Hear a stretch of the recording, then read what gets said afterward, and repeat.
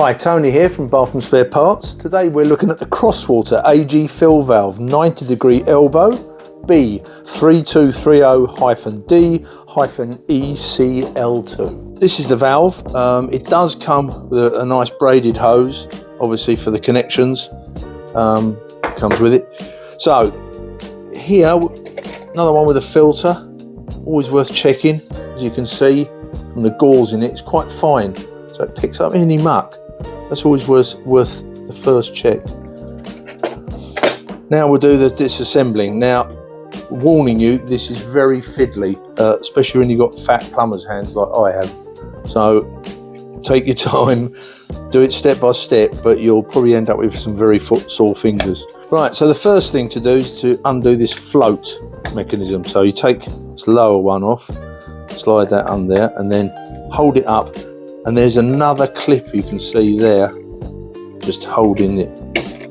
Again, get that out, then get that out of the way. Right, now we need to get at that washer, which is obviously in there. As you can see, this is the part that goes up and down, so the washer's in this part.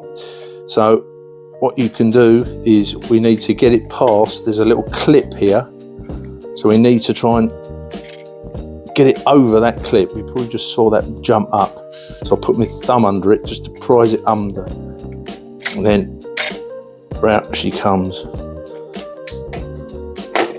As you can see there's a round washer that's important to make sure that's back on it when we put it back together. This is the washer, again quite an old washer. See if we can get it out with my fingernails. Oh yeah, it came out. Very unusual washer. Pin in the middle, so that goes back in there. Make sure your O-ring washer is nicely sitting where it should.